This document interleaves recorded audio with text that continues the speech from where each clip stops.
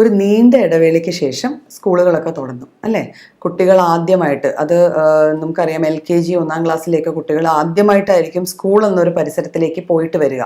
അപ്പോൾ സ്വാഭാവികമായിട്ട് പലതരം അസുഖങ്ങളും അസ്വാസ്ഥ്യങ്ങളും നമ്മൾ അവരിൽ കാണാറുണ്ട്, അത് കാണപ്പെടാറുണ്ട്. നമ്മുടെ അടുത്ത് വരുമ്പോൾ നമ്മൾ പലതും കാണുന്നുണ്ട്.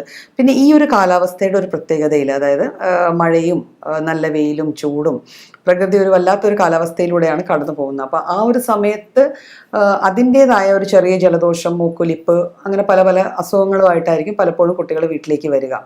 അപ്പം ഇന്നത്തെ ഈ അവസ്ഥയിൽ നമ്മൾ കാണുന്ന ഒരു കുറേ അധികം വൈഡ് സ്പ്രെഡ് ആയിട്ട് കാണുന്ന ഒരു ചൈൽഡ്ഹുഡ് ഇൻഫെക്ഷനാണ് തക്കാളിപ്പനി, അല്ലെങ്കിൽ ഹാൻഡ് ഫുട്ട് മൗത്ത് ഡിസീസ്, അതായത് HFMD എന്ന് നമ്മൾ സയൻറ്റിഫിക് ആയിട്ട് പറയുന്ന ഒരു അസുഖം.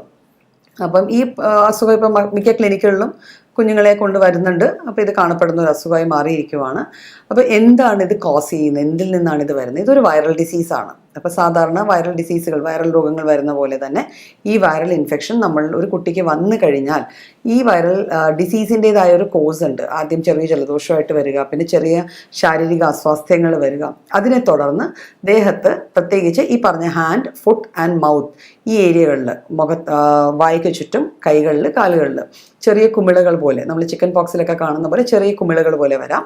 ഈ കുമിളകളുടെ പുറം ഭാഗം, ഒരു കുമിളകളെ കണ്ട് തക്കാളിയുടെ തൊലി പോലെ റെഡിഷ് കളറിലായിരിക്കും, അത്രയും സോഫ്റ്റും ആയിരിക്കും. അതുകൊണ്ടാണ് ഇതിന് തക്കാളിപ്പനി എന്നുള്ളൊരു പേര് തന്നെ കിട്ടിയിരിക്കുന്നത്.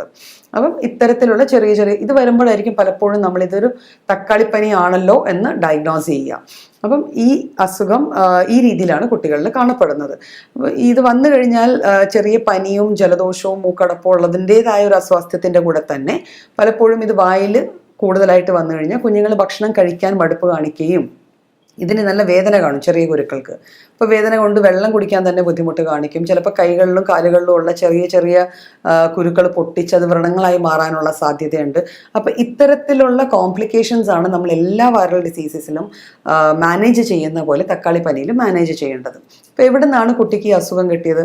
സ്വാഭാവികമായിട്ട് ഒരു വൈറൽ ഡിസീസ് ഒരു വ്യക്തിയിൽ നിന്ന് മറ്റൊരു വ്യക്തിയിലേക്കായിരിക്കും പോകുക. അപ്പോൾ സ്കൂളിൽ ഒരു കുട്ടിക്ക് ഈ അസുഖം ഉണ്ടെങ്കിൽ സ്വാഭാവികമായിട്ട് ആ കുട്ടിയായിട്ട് അടുത്തിടപഴകിയ കുഞ്ഞുങ്ങളിലേക്ക് ഈ അസുഖം വരാനുള്ള സാധ്യതയുണ്ട്. അപ്പോൾ നമ്മുടെ കുട്ടിക്ക് ഒരു ചെറിയ പനിയോ ജലദോഷമോ വന്നാൽ നമ്മൾ ആദ്യം ചെയ്യേണ്ടത് ആ കുട്ടി വീട്ടിൽ തന്നെ ഇരുന്ന് കുഞ്ഞിനെ നോക്കണം.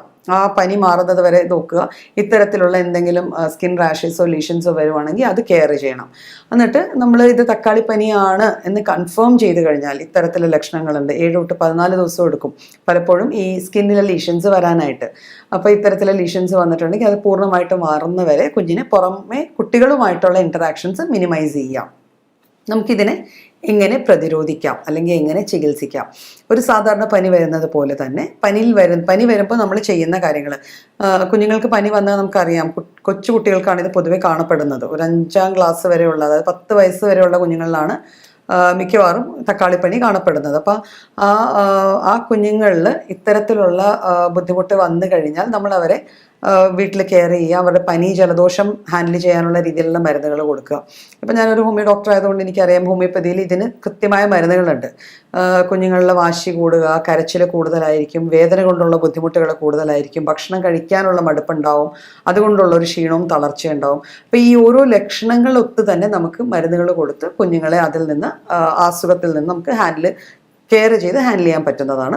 ഇക്കൂടെ നമ്മൾ ശ്രദ്ധിക്കേണ്ട അവർക്ക് കൊടുക്കുന്ന ഭക്ഷണവും കൂടെ ആയിരിക്കണം. ഒരിക്കലും ഒരു പനി വന്ന കുഞ്ഞിന് നമ്മൾ ഹെവി ആയിട്ടുള്ള മീൽസോ കുറേ അധികം ഫ്രൈ ആയിട്ടുള്ളതോ അല്ലെങ്കിൽ നോൺ വെജ് ഫുഡുകളൊന്നും കൂടുതൽ കൊടുക്കാണ്ടിരിക്കുക.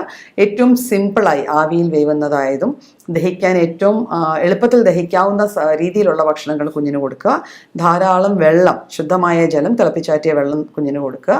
പരമാവധി പുറമെയുള്ള കോൺടാക്ട്സ് കുറഞ്ഞിട്ട് കുഞ്ഞിൻ്റെ അസുഖം മാറി എന്ന് ഉറപ്പ് വരുത്തി കഴിഞ്ഞ് മാത്രം ബാക്കി കുട്ടികളുമായിട്ട് ഇൻറ്ററാക്ട് ചെയ്യാൻ സ്കൂളുകളിലേക്കോ അല്ലെങ്കിൽ കളിസ്ഥലങ്ങളിലേക്കോ വിടുക.